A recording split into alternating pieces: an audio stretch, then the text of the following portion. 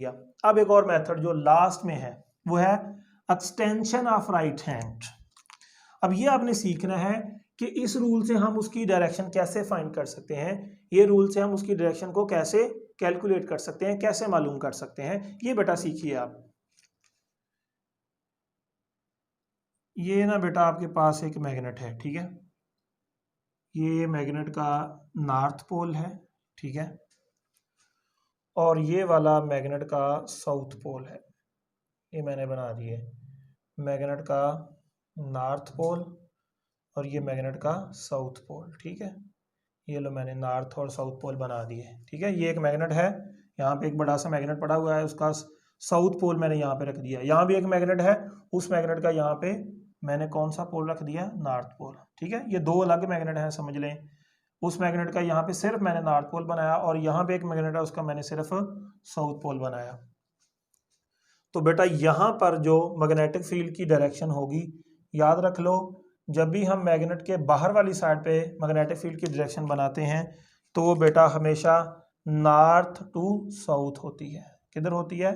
जैसे करंट की direction circuit में बाहर वाली साइड पे पॉजिटिव टू नेगेटिव होती है, इसी तरह मैग्नेटिक फील्ड की जो डायरेक्शन होती है वो नॉर्थ टू साउथ होती है, ठीक है। ये नॉर्थ टू साउथ क्यों होती है मैं आपको वजह भी बताता हूँ।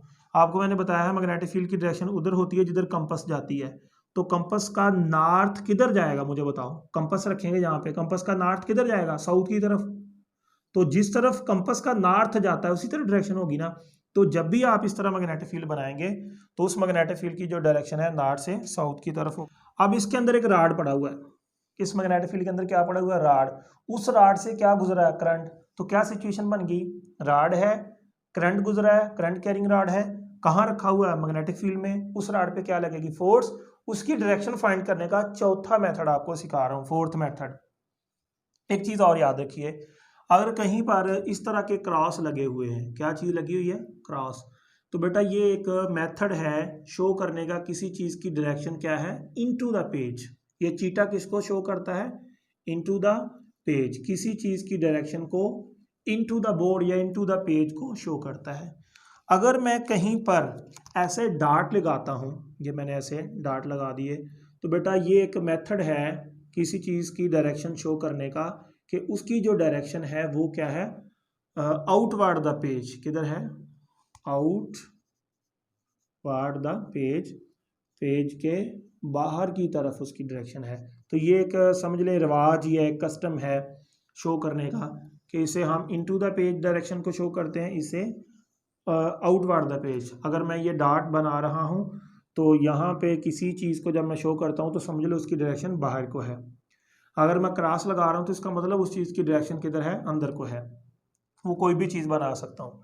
यहाँ पे बेटा मैंने राड रख दिया। क्या चीज़ रख दी? राड। बिल्कुल ऐसे ही है जैसे ये मार्कर है। अब मैं यहाँ पे ऐसे लाइन नहीं लगा सकता, टर्न, ये नहीं लग सकती। ये मार्कर है, इसमें से करंट गुजरा है और इसको मैंने कहाँ रख दिया? मैग्नेटिक फील्ड में। और मैं ऐसे शो कर देता हूँ कि इस मार्कर से करंट किधर जा रहा है? बाहर को जा रहा है ना करंट। तो मैंने यहाँ पे ऐसे डार्ट लगा के शो कर दिया कि ये मार्कर है और ये डार्ट के गिर्द मैंने एक ऐसे सर्कल लगा दिया। ये शो कर रहा है कि यहाँ पे जो राड है उस राड से जो डार्ट है ना, डार्ट का मतलब उस राड से बाहर को करंट जा रहा है।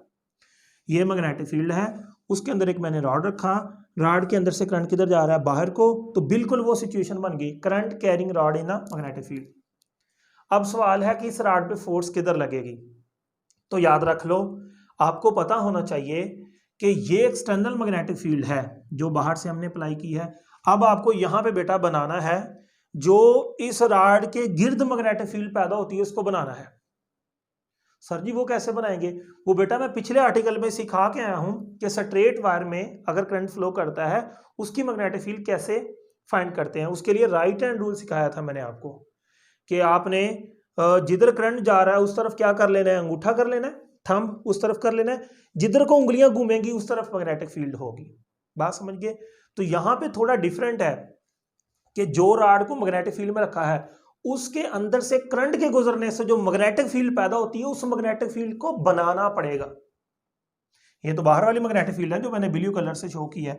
यहाँ पे आपको कौन सी मैग्नेटिक फील्ड को बनाना पड़ेगा?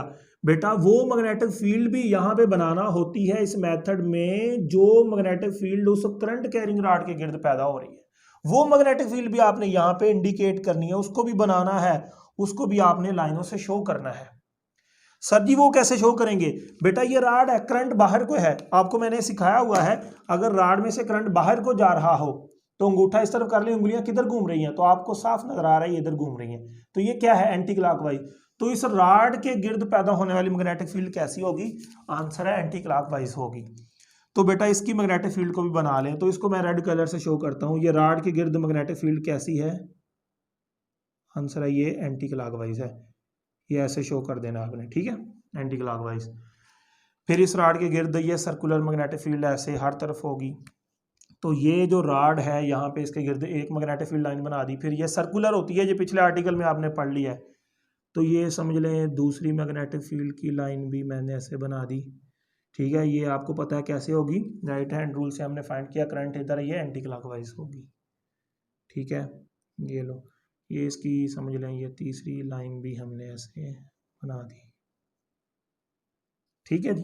ये रेड कलर से जो मैंने मैग्नेटिक फील्ड बनाई है, ये वो मैग्नेटिक फील्ड है रेड वाली जो करंट की वजह से पैदा हो रही है। किस वजह से?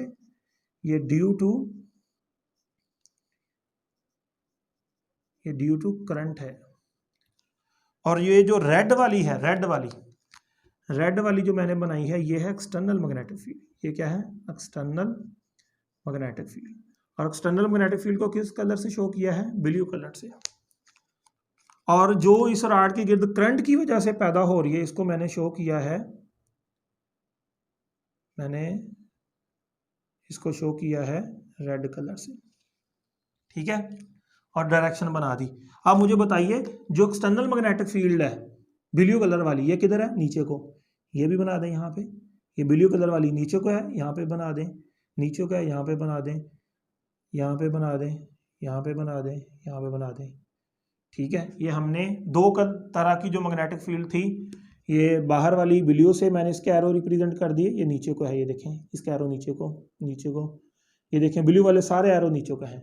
और जो इसके गिर्द है वो आपको पता है क्लॉकवाइज है, एंटी क्लॉकवाइज है। इधर से ऊपर को है, इधर से नीचे को है, इधर से ऊपर को, इधर से नीचे को है, इधर से रेड वाली ऊपर को है, इधर से नीचे को है। तो आप मुझे बताइए ज़रा, ये पॉइंट नोट करें, यहाँ पे दोनों का मुकाबला हमने देखना है, यहाँ पे दोनों को इकट्ठे करना है, कंबाइन करना है। अब आप देखेंगे कि बाहर वाली यानी एक्सटर्नल और इंटरनल मैग्नेटिक फील्ड जो है यहाँ पे एक दूसरे के क्या है? अपोजिट हैं। क्या है? अपोजिट हैं। जहाँ पे दो अपोजिट फील्ड्स आ जाती हैं वो क्या करेंगी? कैंसल करेंगी, या एक दूसरे को क्या कर देंगी? वीक कर देंगी, है कि नहीं? ये एमसीक्यू है, याद रख लो कि जहाँ पे दोनों अपोजिट फील्ड्स आ जाती हैं तो एक दूसरे को क्या करेंगी? कैंसल। और यहाँ पे देखिए दोनों मैग्नेटिक फील्ड की डायरेक्शन क्या है? दोनों मैग्नेटिक फील्ड की डायरेक्शन क्या है? सेम। ये एक दूसरे को क्या करेंगी? यहाँ पर इस रीजन में दोनों एक दूसरे को जो है वो रीइंफोर्स करेंगी। क्या करेंगी? रीइंफोर्स करेंगी, ठीक है। एक दूसरे की स्ट्रेंथ को इंक्रीज करेंगी, या मैग्नेटिक फील्ड एक दूसरे को क्या कर रही हैं? स्ट्रेंथन कर रही हैं, या एक दूसरे को एम्पावर कर रही हैं, या बढ़ा रही हैं, रीइंफोर्स कर रही हैं, एक दूसरे के असर को इंक्रीज कर रही हैं, और यहाँ पे एक दूसरे के असर को जायल कर रही हैं, कैंसिल कर रही हैं, अपोज कर रही हैं, इफेक्ट कम कर रही हैं, फील्ड को वीक कर रही हैं। तो जब बेटा आप सारा ये काम कर लेंगे, एक्सटर्नल इंटरनल मैग्नेटिक फील्ड बना लेंगे जो रॉड के गिर्द करंट की वजह से और एक्सटर्नल मैग्नेट की वजह से पैदा हुई है, उसके बाद दोनों की डायरेक्शन को डिफरेंट कलर से शो कर देंगे। कलर जरूरी नहीं है, आप सेम कलर भी यूज कर सकते हैं।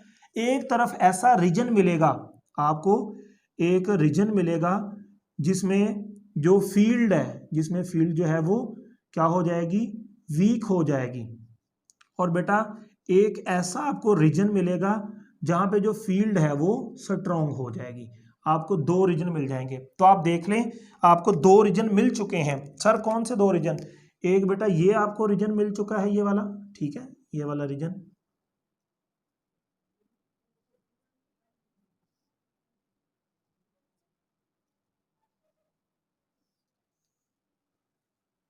इसमें फील्ड क्या हो चुकी है? इसमें फील्ड वीक हो चुकी है। और ये एक रीजन है, इसमें आप फील्ड देखें, फील्ड इसमें स्ट्रॉन्ग हो चुकी है। तो आपके सामने दोनों चीजें आ जाएंगी, स्ट्रॉन्ग रीजन कौन सा है फील्ड का, और फील्ड का वीक रीजन कौन सा है। जब दोनों रीजन आ जाएंगे तो फिर बेटा जो उसकी डायरेक्शन है फोर्स की रॉड पर, तो याद रख लो ये एक मेथड है, डायरेक्शन फाइंड करने का फोर्स का, वो होगी स्ट्रॉन्गर रीजन से, जहां पे फील्ड का स्ट्रॉन्गर रीजन है या जहां पे फील्ड स्ट्रेंथन हो चुकी है, पावरफुल हो चुकी है, स्ट्रॉन्ग फील्ड के रीजन से किस तरफ होगी, वीक जिधर फील्ड है उस तरफ बेटा उसको धक्का लगेगा। ऐसे ही हम मिसाल याद रख लो, दो पहलवान है, एक तगड़ा पहलवान है, एक गरीब है, माड़ा है, कमजोर है, दोनों का हम मुकाबला लगाते हैं, तो धक्का किधर पड़ेगा, तगड़े से माड़े की तरफ या हल्के से तगड़े की तरफ।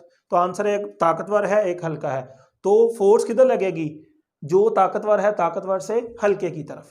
ठीक है, तो यही चीज यहाँ पे आपने याद रख लेनी है। तशबीह दी मैंने यहाँ पे बेटा जो उस राड पे फोर्स लगेगी, उस राड पे जब आपको पता चल जाएगा इधर स्ट्रॉन्ग फील्ड हो चुकी है, इधर वीक फील्ड हो चुकी है, तो बेटा उस पर लगने वाली फोर्स की डायरेक्शन स्ट्रॉन्गर फील्ड रीजन से, यानी जिधर फील्ड स्ट्रॉन्ग है तो किधर आ जाएगी, वीक फील्ड रीजन की तरफ उस पर धक्का लगेगा।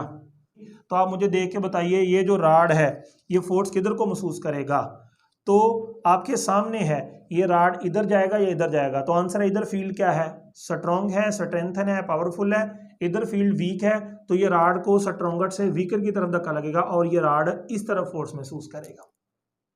तो आपने चारों मेथड से सीख लिया कि जो फोर्स की डायरेक्शन है वो हम लोग कैसे कैसे फाइंड कर सकते हैं। ये मेथड थोड़ा लेंथी है, लेकिन इससे कंसेप्चुअल क्वेश्चन काफ़ी बन सकते हैं एंटी टेस्ट के हवाले से। इसमें एक मेन पॉइंट जो हम रिजल्ट निकालते हैं वो रिजल्ट यही है कि जो राड मैग्नेटिक फील्ड में रखा हुआ है, उस राड पे लगने वाली जो फोर्स है वो आपने चेक कर लेना है, स्ट्रॉन्ग फील्ड किधर है, वीक किधर है, तो उस पे लगने वाली फोर्स जो है स्ट्रॉन्गर फील्ड रीजन से इधर वीकर फील्ड है या वीक फील्ड है उस तरफ लगेगी। ये बेटा एक अहम मेथड है जो आपको याद रखना है। तो बेटा अब आप राइट हैंड एक्सटेंशन रूल को इस्तेमाल करके मुझे बताएंगे कि राड पर फोर्स किधर लगेगी। तो ये बहुत ही कंसेप्चुअल क्वेश्चन है, देखिए आप कैसे फाइंड कर सकते हैं। ये ना आपके पास एक राड है, ठीक है, और ये बेटा एक दूसरा राड है, ठीक है जी। इस राड में करंट जा रहा है ऊपर को और इस राड में भी करंट ऊपर को जा रहा है। इसमें करंट समझ ले जो फ्लो कर रहा है वो I1 है, इस राड में जो करंट फ्लो कर रहा है वो I2 है। तो मुझे बताइए right hand extension rule use करके कि ये जो राड नंबर 1 है और ये जो राड नंबर 2 है, फोर्स किधर लगेगी, 1 पर किधर लगेगी, 2 पर किधर लगेगी, डायरेक्शन फाइंड करें। तो इसकी डायरेक्शन फाइंड करने के लिए ये रूल आपसे इस्तेमाल ही नहीं होगा, क्योंकि यहाँ पे एक्सटर्नल मैग्नेटिक फील्ड की डायरेक्शन ही नहीं है, एक्सटर्नल मैग्नेटिक फील्ड अप्लाई नहीं की गई। लेकिन ये राड एक दूसरे पे फोर्स लगाएंगे, बताओ किधर लगाएंगे। तो सवाल ये है कि सारे एक्सटर्नल जब मैग्नेटिक फील्ड ही नहीं अप्लाई की गई तो फोर्स कैसे लगेगी। तो मैं आपको आंसर देता हूँ कि ये देखो, ये राड में से जब करंट गुजरता है, ठीक है, तो इसकी अपनी मैग्नेटिक फील्ड पैदा होती है ना, यस। और ये जो राड है इसके पास पड़ा हुआ है, इसमें से करंट गुजरता है, इसकी मैग्नेटिक फील्ड पैदा होती है ना। तो जो इसकी मैग्नेटिक फील्ड है वो इसके लिए एक्सटर्नल मैग्नेटिक फील्ड का काम करेगी। एक तो इसकी अपनी मैग्नेटिक फील्ड है, इसके गिर्द पैदा होगी, और ये जो पास में एक राड है इसकी मैग्नेटिक फील्ड इस पर अमल करेगी ना, तो इसकी मैग्नेटिक फील्ड इसके लिए एक्सटर्नल है और इसकी अपनी इसके लिए इंटरनल है।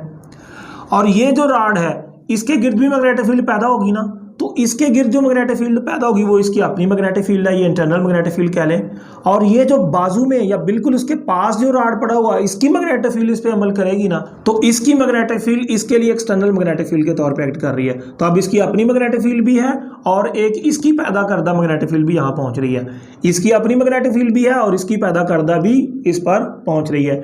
तो इस पर ये रूल भी अप्लाई कर सकते हैं, लेकिन ये आपसे मुश्किल हो जाएगा। इसके लिए ये एक्सटेंशन जो रूल है ये बहुत ही आसान रहेगा। आप पता कर सकते हैं कि इस पर फोर्स किधर लगेगी और इस पर किधर लगेगी। तो बेटा आप लोग मुझे बताइए सबसे पहले कि जो इसके गिर्द मैग्नेटिक फील्ड पैदा होगी वो कैसे पैदा होगी।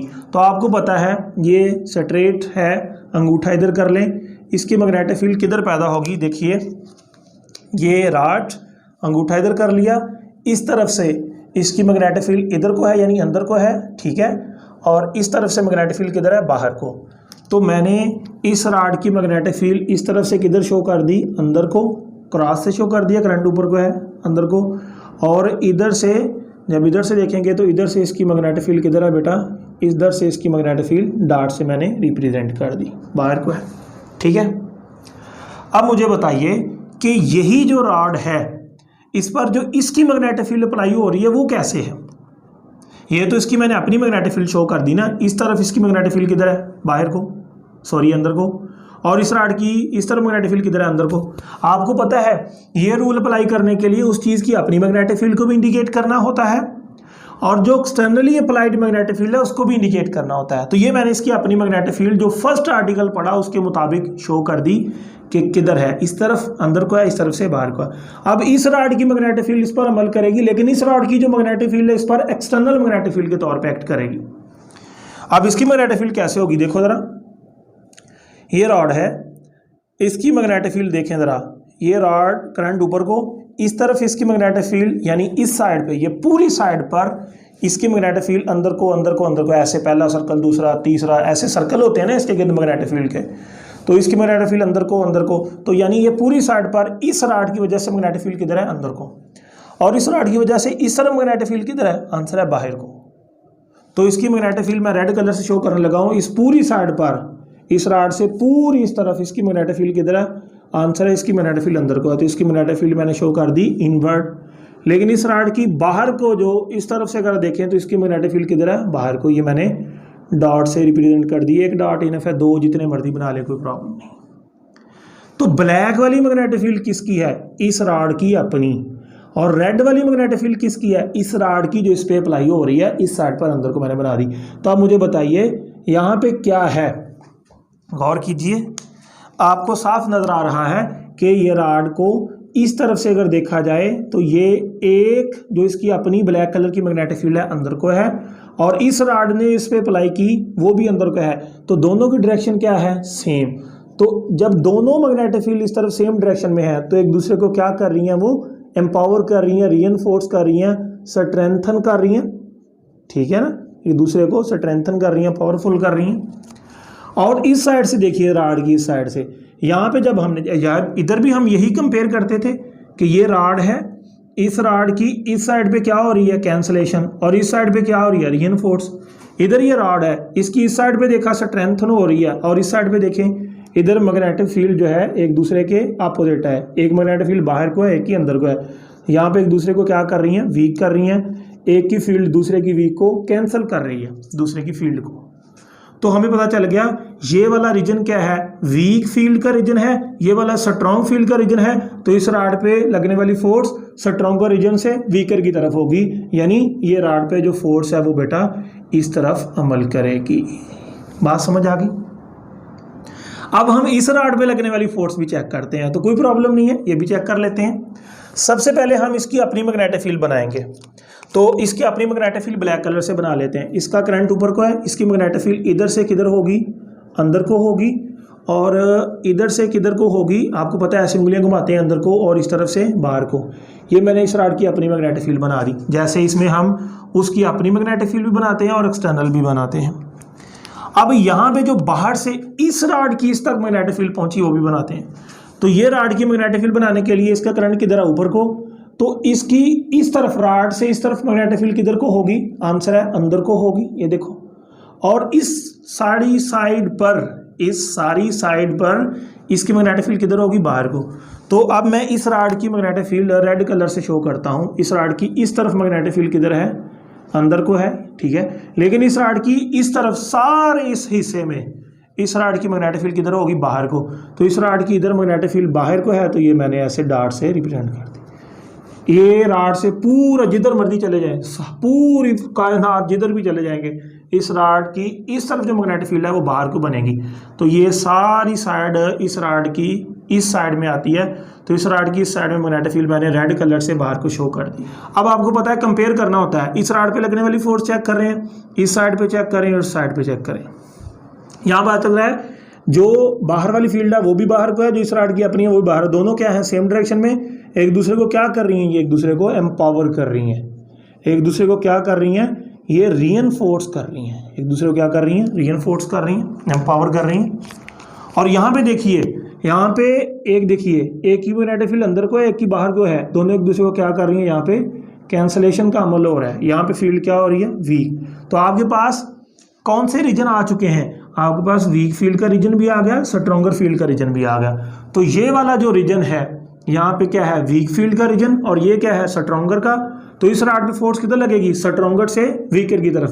तो ये रॉड इस तरफ फोर्स फील करेगा, स्ट्रॉन्गर रीजन से वीकर की तरफ। ये स्ट्रॉन्ग रीजन आ गया, ये वीक रीजन आ गया, तो इस रॉड पे फोर्स इस तरफ लगेगी। तो आपने देखा जब भी बेटा इस तरह दो रॉड में से करंट गुजर रहा हो तो बाहर की फील्ड जो है वो आपको लगेगा जैसे अप्लाई नहीं की, लेकिन ये रॉड इसके लिए बाहर की फील्ड का काम कर रहा है, ये रॉड इसके लिए बाहर की फील्ड का काम कर रहा है। तो इसकी डायरेक्शन जो है फोर्स की फाइंड करने के लिए ये तीन रूल भी इस्तेमाल हो सकते हैं, लेकिन आपके लिए मुश्किल हो जाएगा। इसमें एक्सटेंशन का रूल यूज़ करते हैं, और आपको मैंने सिखाया कि किस तरह इसको बेटा अप्लाई करना है आपने, ठीक है। तो याद रख लो, यहाँ से आपको एक पॉइंट मिल गया, जब भी दो रॉड एक दूसरे के पैरेलल हों, ये रॉड दोनों क्या हैं, अगर दो रॉड एक दूसरे के पैरेलल हों, दोनों में जो करंट है देख लें किधर है, इसका भी ऊपर को इसका भी ऊपर को, करंट किस डायरेक्शन में जा रहा है, सेम डायरेक्शन में। तो बेटा आपने सारा रूल अप्लाई करके याद रख लिया, पेपर में आना वहाँ जाकर रूल ना अप्लाई करने लग जाना। अब आपको सारा मैंने सिखा दिया, याद रख लो, दोनों एक दूसरे को अट्रैक्ट करने लग जाएंगे। क्या करने लग जाएंगे, अट्रैक्ट। देख लें, ये इस तरह दोनों रॉड अट्रैक्ट करने लग जाएंगे। ये एमसीक्यूज आ सकता है, या आपकी बुक के साइड पे भी दिया गया है, ठीक है। अट्रैक्ट कर सकते हैं, ठीक है। दोनों एक दूसरे के क्लोज आ सकते हैं, ऐसा भी कोई पूछ सकता है। अट्रैक्ट कहना है, ये कह लें, दोनों एक दूसरे के क्लोज आ जाएंगे, ये कह लें। दोनों के दरमियान जो डिस्टेंस है वो क्या हो जाएगा, कम। दोनों क्लोज आ गए, ये कह लो। अट्रैक्ट हो गए, ये कह लो। जो डिस्टेंस है वो रिड्यूस हो गया, ये कह लो। ये तीनों एक ही बातें हैं, याद रख लेना। लेकिन करंट दो रॉड्स में हो और दोनों की डायरेक्शन क्या हो, सेम, दोनों रॉड क्या हो, पैरेलल, दोनों एक दूसरे को अट्रैक्ट करने लग जाएंगे। उधर चार्ज अगर सेम होते हैं, चार्ज सेम डायरेक्शन के होते हैं, रिपेल करते हैं, लेकिन यहाँ रॉड में करंट सेम डायरेक्शन में हो तो ये अट्रैक्ट करते हैं। लेकिन यहाँ पे वो फोर्स जो है वहाँ पे वो दूसरी फोर्स होती है, उसको इलेक्ट्रिक फोर्स कहते हैं, ये मैग्नेटिक फोर्स होती है। याद रख लो, अगर दोनों रॉड में करंट सेम डायरेक्शन में है तो इनके दरमियान जो मैग्नेटिक फोर्स होगी वो क्या करवाएगी, इनके दरमियान मैग्नेटिक फोर्स की वजह से दोनों रॉड एक दूसरे को अट्रैक्ट करेंगे। एक और सवाल यहाँ पे बनता है, वो भी डिस्कस हो जाए, तो उसको मैं सारा तफसील से नहीं करूँगा, बल्कि ऐसे ही आपको बता देता हूँ। एक रॉड बेटा ये है, इसमें करंट ऊपर को जा रहा है, और दूसरे रॉड में करंट क्या है, नीचे को जा रहा है, ठीक है। एक में किधर को जा रहा है, नीचे को। तो इस पर अगर हम इस रॉड पे फोर्स चेक करें और इस रॉड पे फोर्स चेक करें, तो बेटा जब दोनों रॉड में करंट की डायरेक्शन वर्स हो, तो जब आप इस रॉड के गिर्द इसकी मैग्नेटिक फील्ड को इंडिकेट करेंगे, ठीक है, इस रॉड की मैग्नेटिक फील्ड को इंडिकेट करेंगे, और इस रॉड की यहाँ पे मैग्नेटिक फील्ड को इंडिकेट करेंगे, तो यहाँ पे बेटा आप देखेंगे कि ये रॉड पे फोर्स इस तरफ लगेगी, ठीक है। और जो ये रॉड है, ठीक है, इस पर जो फोर्स है वो किधर लगेगी, इस रॉड पर फोर्स जो है वो इस तरफ लगेगी।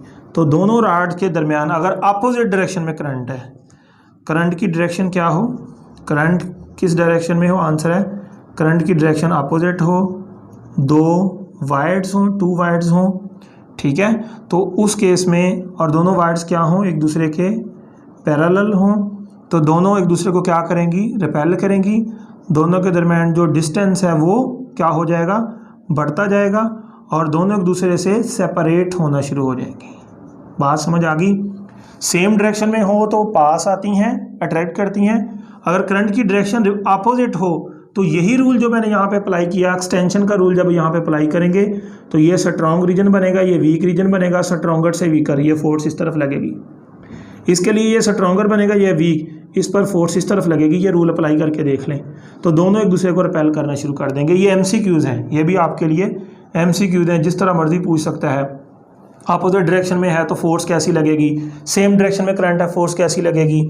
आपसे वो ये कह सकता है दो रॉड एक दूसरे से दूर जा रहे हैं, बताओ करंट क्या है, सेम डायरेक्शन में या अपोजिट डायरेक्शन में। अपोजिट डायरेक्शन में आपसे कहता है दो रॉड एक दूसरे को अट्रैक्ट कर रहे हैं, दोनों में करंट है, करंट की डायरेक्शन बताओ, सेम डायरेक्शन होगी।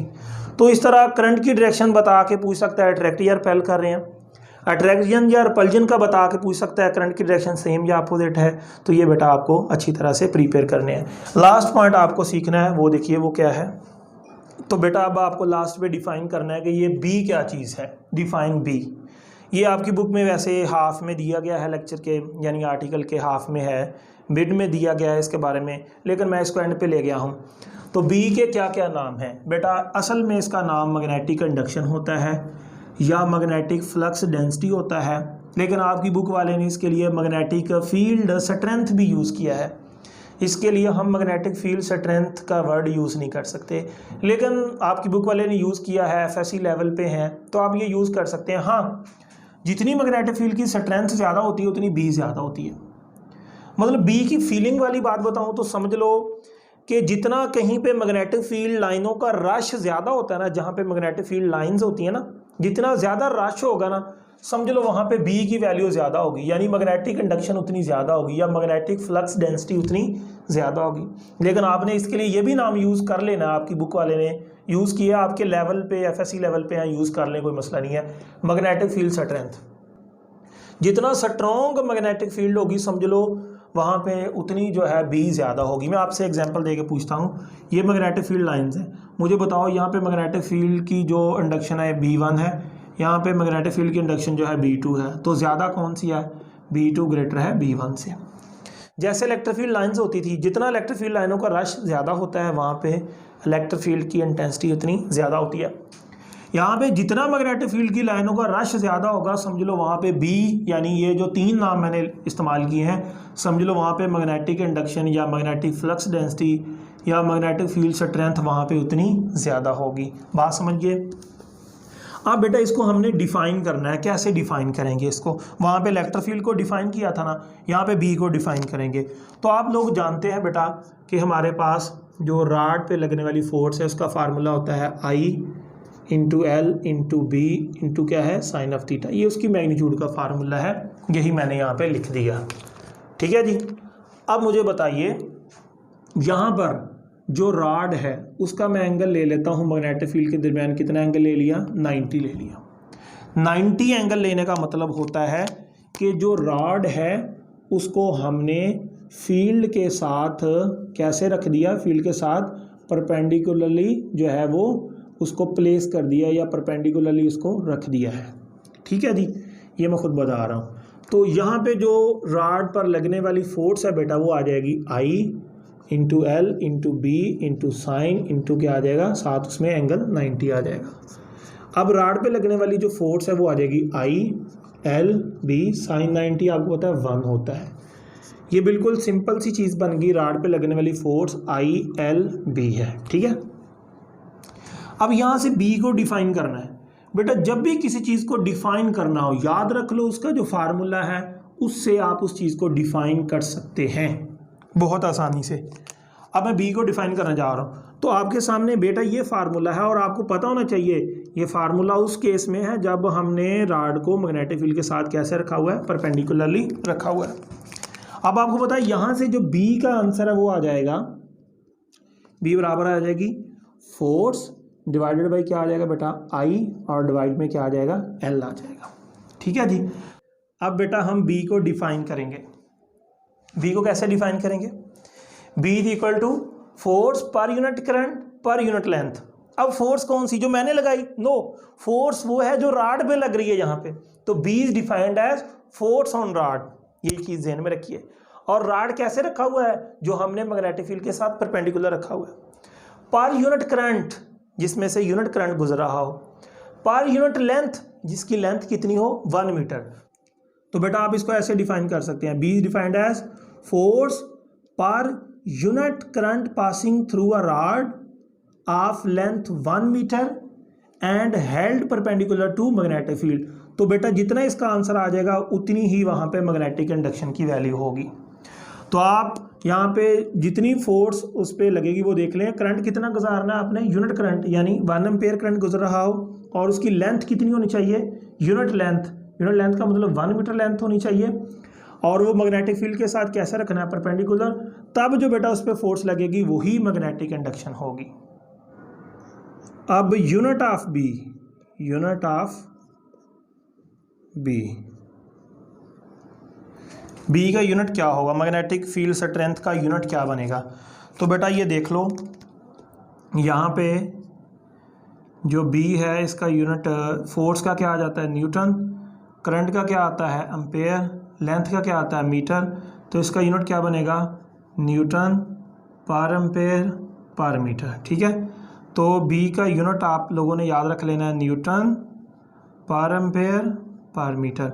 और बेटा ये सारे को मिला के हम लोग टेस्ला कहते हैं। क्या कहते हैं? टेस्ला। ये साइंटिस्ट हैं जिनके नाम से इसका यूनिट रखा गया है। तो बी का यूनिट क्या है? याद रख लो, बी का यूनिट है टेस्ला।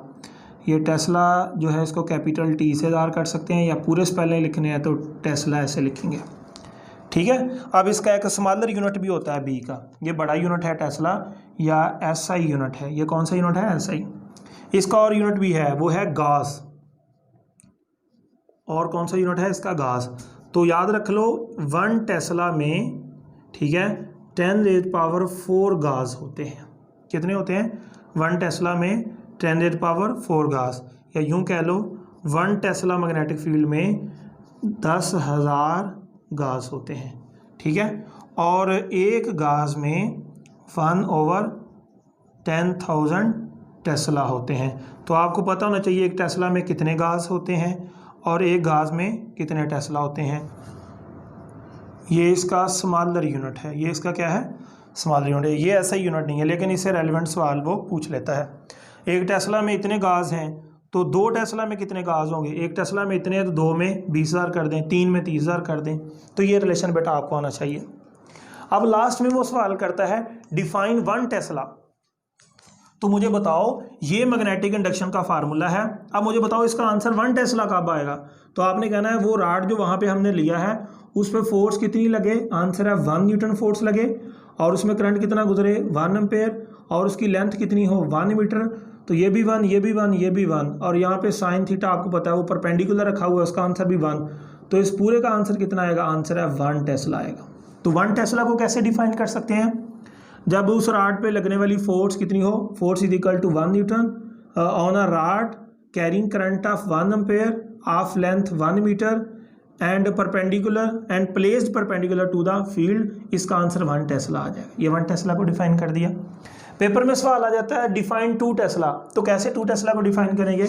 आपने कहना है when force on a rod is equal to 2 newton and carrying a current of 1 ampere having length of 1 metre and placed perpendicular to magnetic field.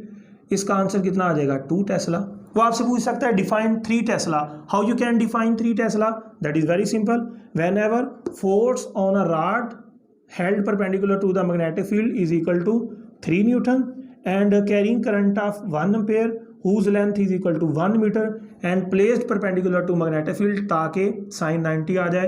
तो इसका आंसर आ जाएगा 3 Tesla. 1 Tesla, 2 Tesla, 3 Tesla, 4 Tesla आप define कर सकते हैं। Formula आपके पास है, जितने टेस्ला कहे उसी हिसाब से एडजस्ट करें, क्या आंसर उतना आना चाहिए, आप इस तरह डिफाइन कर सकते हैं। तो ये बेटा मैंने सारा आर्टिकल कवर कर दिया है।